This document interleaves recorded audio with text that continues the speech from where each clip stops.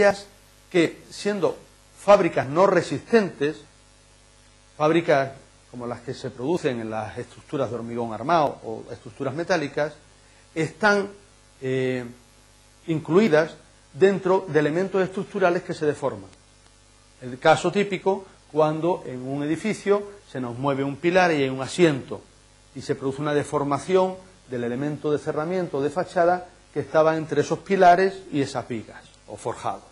O el caso típico en el que en unas particiones se producen unas fisuras porque los forjados han flechado por un exceso de carga o por cualquier otra circunstancia. ¿De acuerdo? Todas esas estarían en las deformaciones del apoyo, bien de la viga o del forjado o bien del cimiento. Por otra parte, hay grietas y fisuras por acciones no previstas, acciones verticales o acciones horizontales. Acciones verticales que tienen que ver pues con acciones superiores a las previstas, por ejemplo, el caso en el que un dintel de un hueco grande tiene más peso del que son capaces de soportar los elementos de fábrica en los que se apoya. Ese doblado de mochetas que llamamos nosotros, o jambas, que reciben el apoyo del dintel y que se ha roto precisamente porque no hay resistencia suficiente para recibir esa carga. Hay una acción no prevista, vertical, o acciones horizontales. ¿Cuáles son las acciones no previstas horizontales? Las más frecuentes, como ustedes saben, en las fábricas, son las que tienen que ver con dilataciones térmicas o dilataciones higroscópicas, o la suma de ambas. Ustedes saben que los materiales porosos, especialmente todas las cerámicas, cuando absorben agua, producen un aumento de tamaño, igual que cuando pierden agua producen un entumecimiento. Bueno, pues a veces esas dilataciones en fábricas no bien dimensionadas o con un nivel de exposición muy alto pueden producir roturas. Y del mismo modo, pues cuando tenemos acciones no previstas externas en el mismo plano, ya estamos hablando de situaciones como pueden ser, por ejemplo, una explosión, un sismo, que son acciones que estaban previstas para la resistencia de la estructura, pero que no estaban previstas para la resistencia por parte de los elementos de la fábrica. Situaciones horizontales como pueden ser.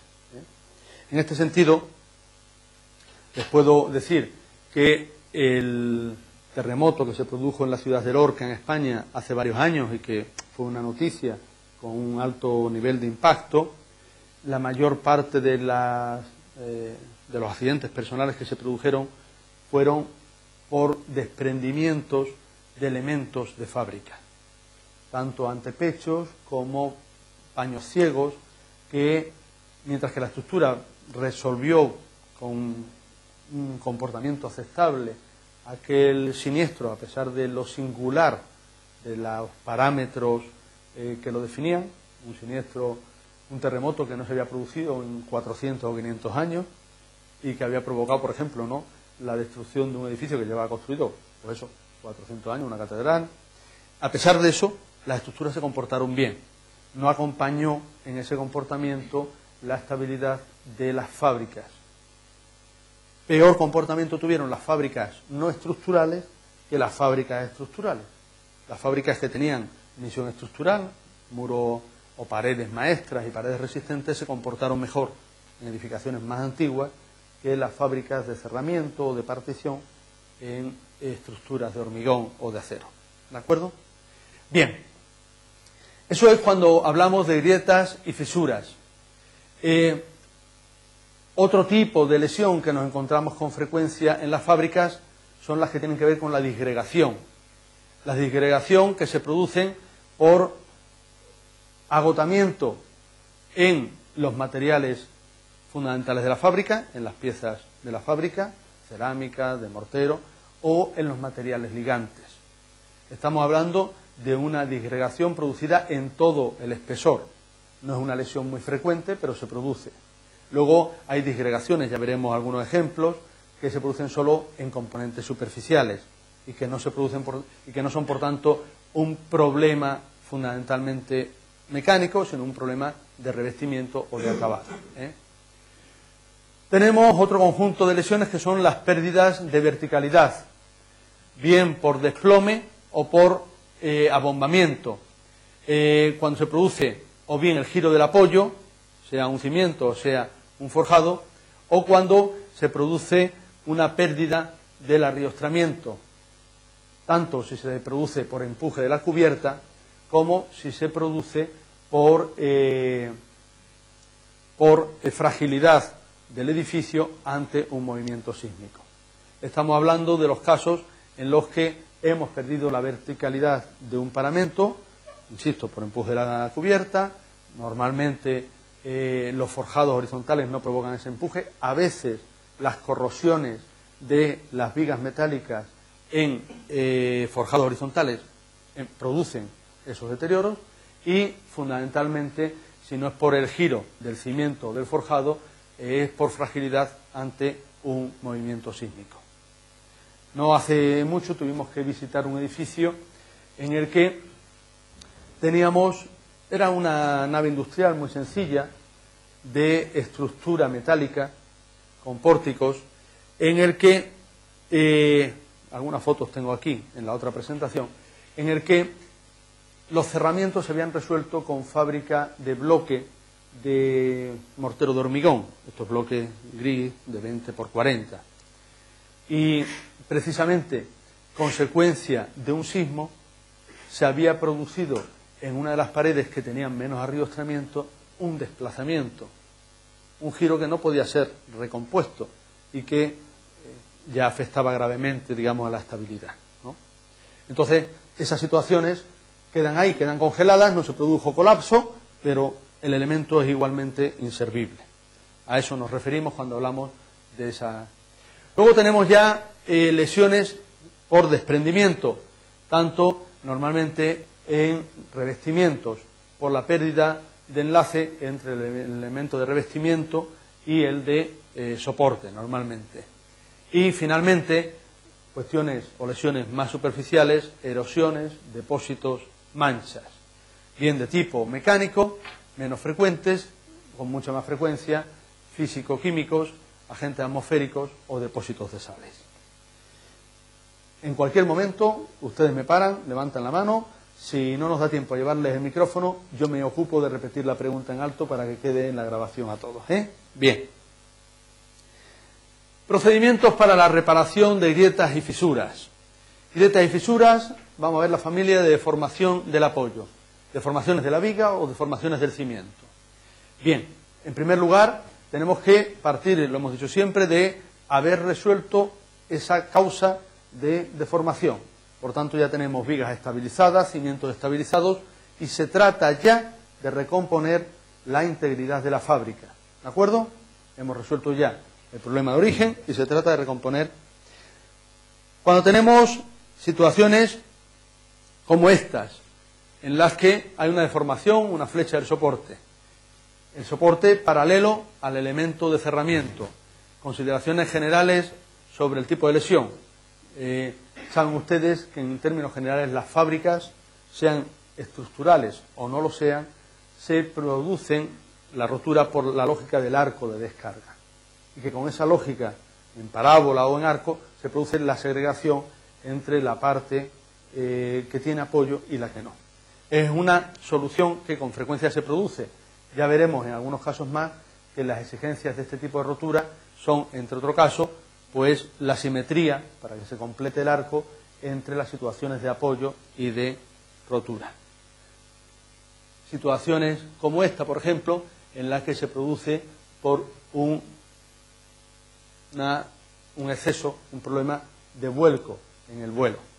Sí es importante, volviendo a la lógica de la toma de datos, sí es importante generar en el proceso de toma de datos una representación completa de estas lesiones. En principio partimos de recursos normalmente, por lo menos en el trabajo de campo, de levantamiento en 2 dimensiones. En casos complejos, lo sugerían precisamente en este aula el año pasado, puede ayudarnos a encontrar el punto, el origen de desestabilización de la fábrica que produce la rotura, el levantamiento en 3 dimensiones. Para casos en los que ustedes no encuentren fácilmente, pues no tengan reparo en intentarlo. A veces no resulta tan inmediata la identificación del punto del elemento estructural que se ha roto en relación con las lesiones. Pero sí hay una recomendación que para ustedes debe ser evidente, y es que las fisuras que resultan visibles y que ustedes han comprobado que son abiertas, tienen siempre un movimiento de deformación, de alargamiento justo en el sentido perpendicular a la fisura. Tenemos aquí la posibilidad de... ¿Hay un rotulador?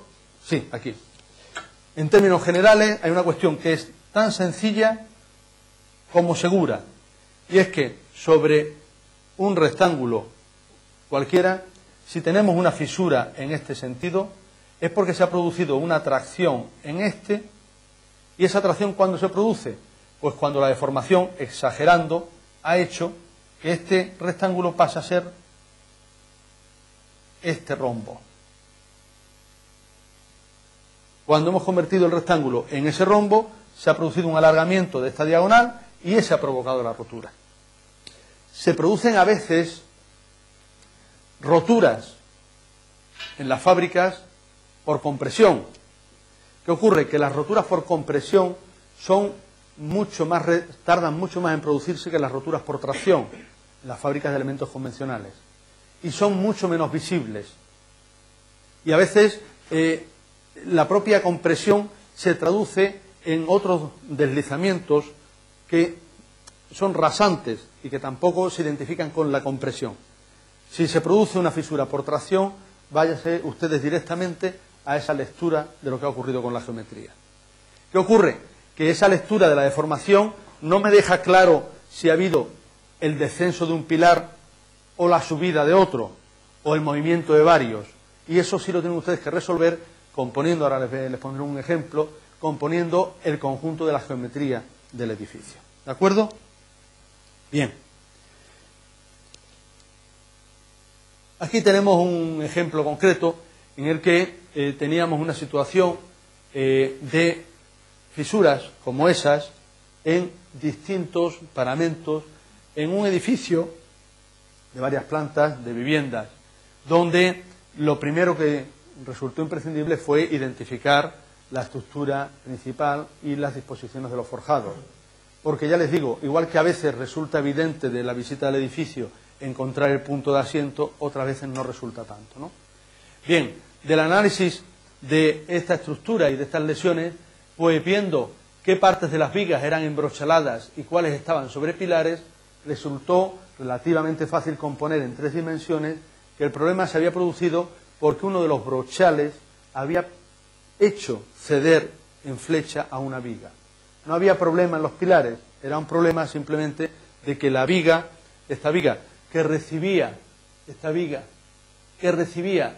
toda esta carga de un brochal, de una viga intermedia, había cedido.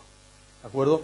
Esa rotura, el hecho de que cediese la viga provocaba compresiones en las fábricas y tracciones, y la suma de esas compresiones y de esas tracciones producían roturas que a primera vista no eran tan fáciles de identificar. Si ustedes no hacen un esfuerzo por recurrir a una planimetría, digamos, suficiente para ver las plantas, si no hacen el esfuerzo por representar en 3 dimensiones, a veces pueden pasar desapercibidos o llevarles a ustedes a conclusiones incorrectas.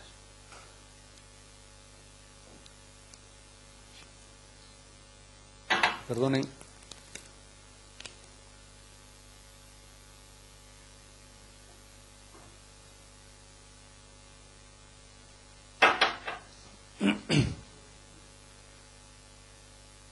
Ven ustedes aquí el efecto de esa viga que venía en busca de un pilar y que aquí recibía el brochal. Entonces, la viga no se había dimensionado adecuadamente. Bien. Las fábricas de ladrillo que sufren variaciones dimensionales y aquí les damos unas recomendaciones, tienen unos coeficientes de dilatación con los que nos conviene manejarnos. Les vengo aquí a traer un ejemplo concreto de esas referencias que debemos introducir en los anexos cuando queremos documentar adecuadamente una conclusión. A veces podemos tener la intuición de que tenemos simplemente problemas de dilatación térmica. Oye, comprobemos a través de los coeficientes de dilatación si estamos dentro de los márgenes con la variación de temperatura que efectivamente lo justifican, porque a lo mejor no es esa la causa, es otra. Entonces, por suerte, existen en la bibliografía, aquí tenemos un sencillito ejemplo, existen las referencias que nos permiten si por las dimensiones y los saltos térmicos efectivamente estamos en los límites de, digamos, de longitudes de los paños que pueden soportar o no ese efecto. Los saltos térmicos son muy importantes, entonces eso lo tienen ustedes que registrar. Oigan, ¿cuáles son los saltos térmicos en esta ciudad? ¿Cuáles son los que se han producido? ¿Se han producido saltos térmicos excepcionales? Porque también saben ustedes que las roturas de las fábricas por dilatación térmica o por dilatación higroscópica no se producen en un proceso. Son roturas que se producen por agotamientos. ¿De acuerdo? Por agotamientos. Sin embargo, una rotura producida en una fábrica porque el dintel está más cargado de lo que soporta la fábrica, es una rotura que se produce en un determinado momento y que no es por agotamiento. Es por agotamiento mecánico, pero no es por el resultado, como ocurre con las térmicas, de dilatación, compresión, dilatación, compresión. Sería el equivalente, si ustedes me permiten el ejemplo, a ver cómo se rompe una chapita de lata. Una chapita de lata la tengo que doblar, recomponer, y al final la fatiga la rompe. El ejemplo que les acabo de decir sería la rotura de un vidrio. Si yo un vidrio lo tengo trabajando flexión, hay un momento en el que se rompe el vidrio, se acabó. No se rompe justo puesto el peso, a lo mejor tarda algo en romperse, pero se rompe. ¿Comprenden? Por tanto, observando las características dimensionales, observando las referencias, también es cierto que no todos los materiales cerámicos son iguales. Hay una variación con los materiales cerámicos o con los bloques de cemento. Por tanto, tienen ustedes que hacer un esfuerzo por esos datos, adaptarlo al material cerámico si son ladrillos o al bloque de mortero de cemento y buscar para ese material los coeficientes.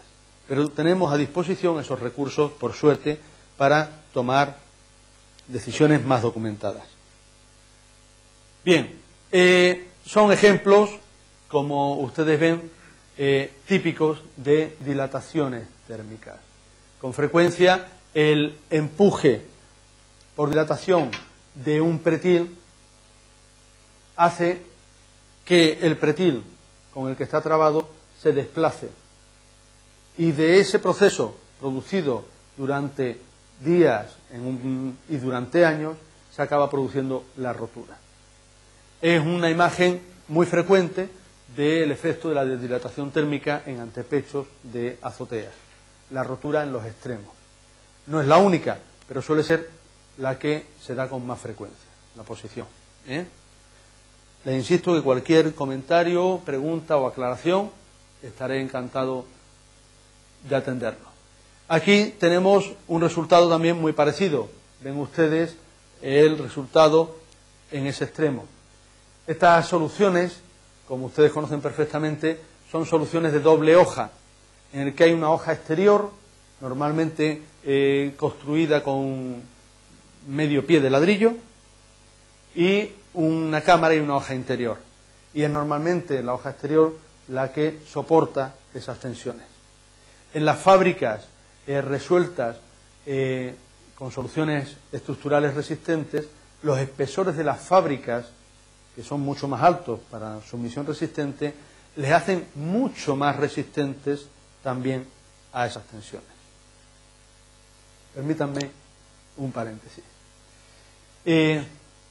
Seguramente, saliéndonos del mundo de la patología, seguramente todos ustedes son conscientes de que en el diseño y cálculo de las edificaciones, en especial de las estructuras de hormigón, tenemos unas longitudes de edificio a partir de las cuales se nos recomienda la interrupción del edificio con una junta de dilatación estructural.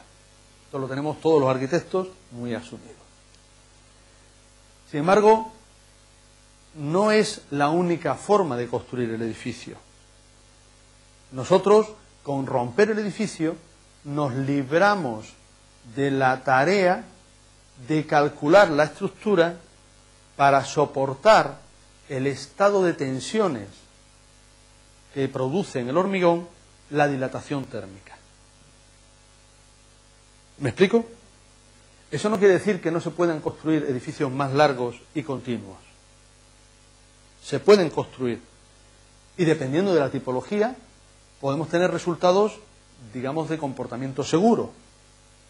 Les puedo poner el ejemplo de unas grandes naves de hormigón para bodega o para lonja de pescado. Y esa estructura se puede construir sin interrupción por junta de dilatación. Claro, introduciendo en el cálculo la resistencia de la estructura de hormigón y de sus componentes a las tensiones que se van a producir por dilatación y que van a hacer que el último pilar, por ejemplo, tenga una deformación de 4 o de 5 centímetros en cabeza, igual que el primero, por la dilatación simplemente de la longitud de hormigón de la viga continua. Quiero decirles esto porque con frecuencia la misma, permítanme ya traer al tema de origen, la misma acción térmica que implica un estado de tensiones dentro de los materiales, en un material produce rotura y en otro material no la produce. ¿Y no la produce por qué? Porque es mayor la resistencia del material o es mayor la resistencia del elemento constructivo. ¿Me explico? Entonces, las mismas dilataciones que pueden producir en ese ladrillo esa rotura, con un ladrillo menos cocido, menos rígido y con menor coeficiente de dilatación, probablemente no se hubiera producido. O podría no haberse producido, les quiero decir. O en un pretil, en vez de resuelto simplemente con una citara, resuelto con una fábrica de un pie, podríamos haber encontrado resistencia mecánica suficiente para soportar las tensiones. Evidentemente, los arquitectos, a diferencia de los ingenieros, somos conscientes de que nos conviene proyectar sin tensionar, sin forzar los estados de tensiones. Y hacemos lo posible para eso. Pero, llegado el límite, a veces resulta que tenemos un pretil que tiene 8 metros y resulta que la recomendación de junta de cerramiento es de 5. Y ahora, por 3 metros, tengo necesariamente que introducir una junta en el elemento. A lo mejor hay una solución distinta que pasa por dotarlo de mayor resistencia mecánica.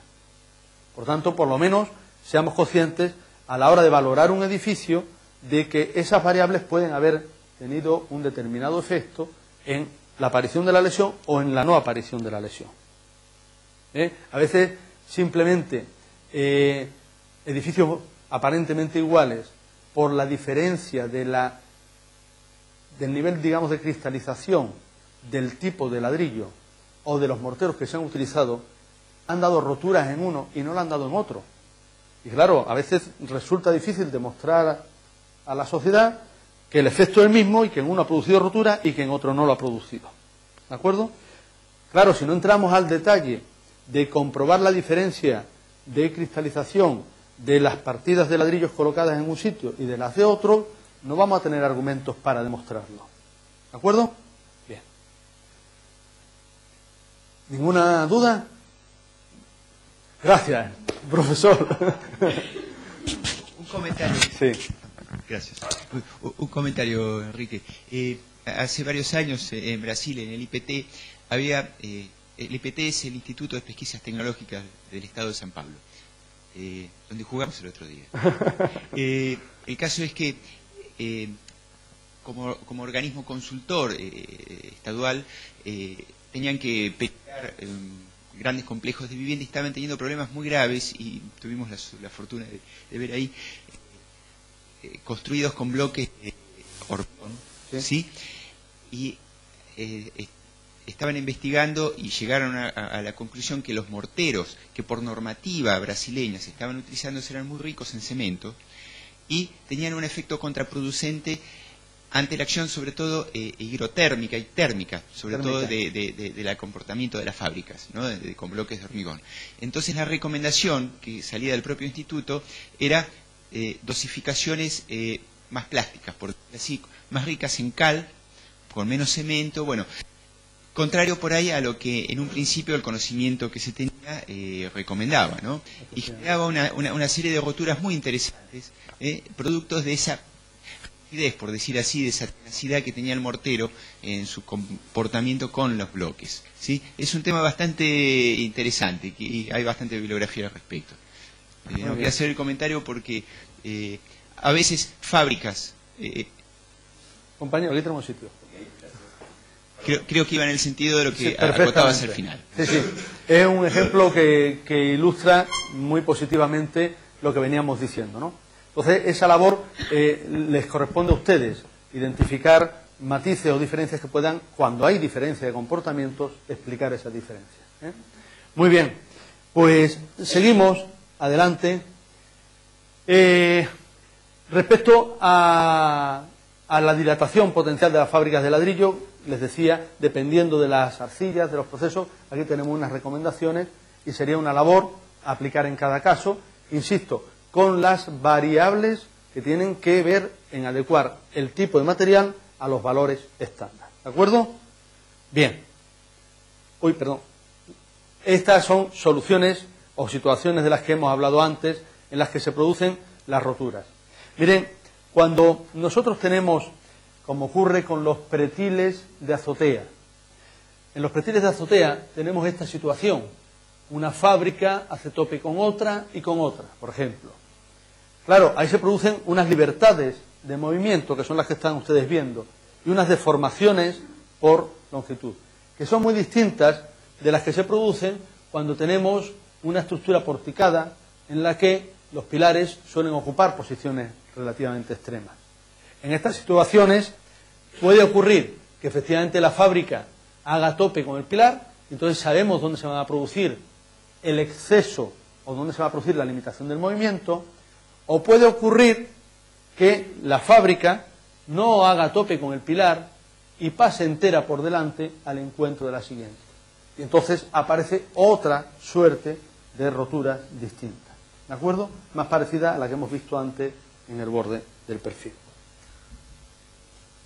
Ven ustedes esos matices, esas diferencias. Bien.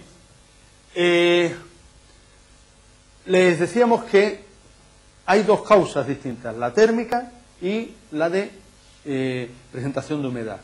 Esta última es mucho más trascendente en las fábricas vistas. Las fábricas que están revestidas tienen la ventaja de que la suma de pintura más revestimiento hace que el elemento, uso la palabra resistente, aunque no son fábricas estructurales, esté protegido de la afección por humedad. Y por tanto tienen vidas más largas. Luego veremos que hay otros inconvenientes, pero de luego respecto a este comportamiento tienen mejor prestación. Aquí tenemos el caso, aquí arriba, de lesiones que aparecen precisamente por esos efectos. Bien, criterios para la reparación. ¿Cómo vamos a actuar? Bien, tenemos distintas formas. Vamos a ver la posibilidad de entresacar los ladrillos deteriorados, aquellos que se hayan roto, y una pieza a ambos lados de cada una de las fisuras. Es una de las posibilidades, la de intentar sustituir todas las piezas que han perdido continuidad. Es una de las opciones. Ahora veremos opciones posibles según el impacto y la trascendencia. Claro, dense cuenta ustedes de que el caso de rotura que vimos al principio, esos dos que hemos visto de pretiles, no permiten el sellado. Me refiero a esta situación, verán ustedes. Esa situación ha llegado a un nivel de rotura en el que la solución implica o pasa necesariamente por sustituir las piezas rotas. Si en vez de llegar a ese nivel de rotura hubiésemos tenido una rotura de menor impacto, a lo mejor el efecto de sustituir las piezas es más lesivo que la propia, digamos, el propio sellado e intentar a través de la propia fisura recomponer la integridad. Estas cuestiones las tenemos que valorar en general, pero muy especialmente en las fábricas vistas. El mundo de las fábricas vistas, aquí no, por lo menos en la ciudad de Mar del Plata no hay mucha fábrica vista, en general está revestida. En España hay mucha fábrica vista y en Buenos Aires he visto más fábrica vista que aquí. Entonces, el mundo de las fábricas vistas nos obliga necesariamente en sus actuaciones a valorar un poco estas circunstancias. Si me permiten la digresión, en una ocasión llevamos al niño al dentista y nos dijo el dentista, pues nada, el niño está perfecto, la boca sanísima, no hay problema. Ahora en el colegio le hacen una revisión al niño y una nota con la alarma a los padres. El niño tiene 12 caries. Dios mío, qué barbaridad. Pues vemos al dentista de origen y nos explica, mire usted, sí, el niño tiene 12 caries, yo las tengo aquí apuntadas, en tal. Dice, pero la actuación sobre cada caries es mucho más lesiva que la caries. Dice, porque yo para reparar la caries tengo que abrir, romper y luego introducir. Entonces, como era mucho más lesiva reparar la caries que dejarla evolucionar, yo le dije que el niño estaba bien y que dentro de 6 meses nos vemos. Les digo esto porque también tenemos que ser conscientes de esa situación cuando intervenimos en fábricas vistas o en soleras de hormigón o en losas de hormigón. ¿De acuerdo?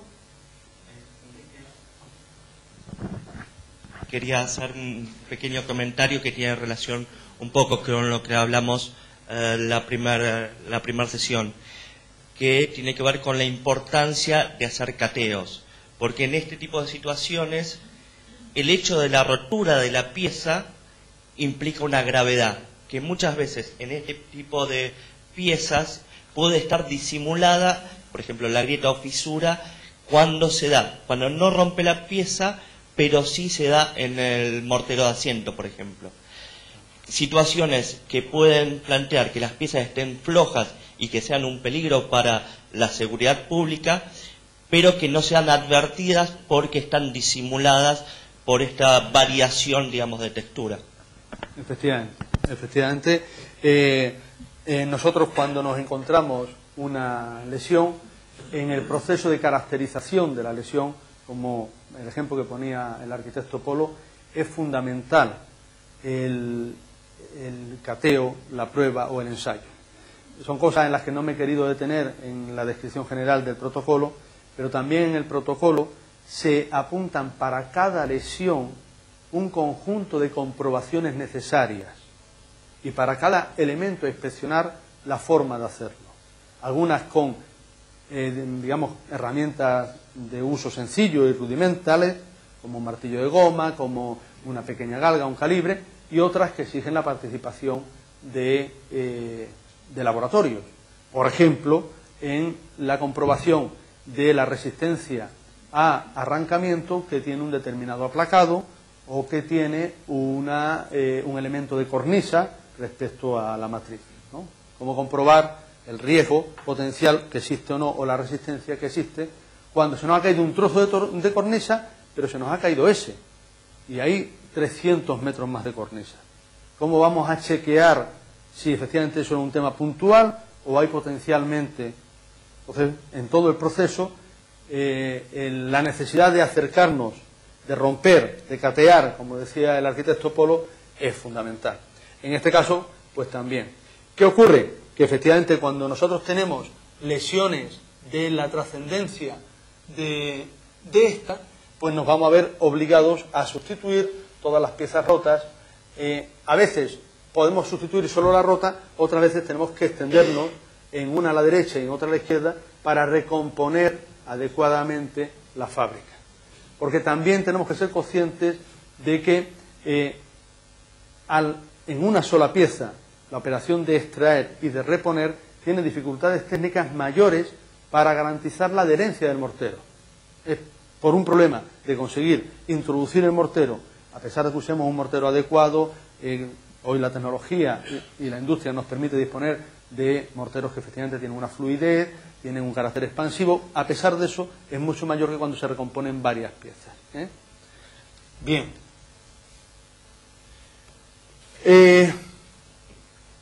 La posibilidad, a veces, en vez de sustituir las piezas, de recomponer la integridad mecánica, introduciendo, rompiendo la llaga e introduciendo una pieza metálica que pueda efectivamente dar continuidad a los elementos y contribuir a través de un sellado luego completo de la fisura a recomponer la integridad. Sería otra posibilidad. Luego la opción, la siguiente cuestión posible, el extender la posibilidad de la mezcla y la disposición del ladrillo retacado a mayor amplitud. A veces nos encontramos con las dificultades de reponer ladrillos del mismo aspecto y morteros del mismo aspecto, porque a veces generamos en una fisura que apenas se aprecia, luego les enseñaré algún ejemplo, una reparación mucho más escandalosa y con mayor deterioro de la imagen de la propia esta.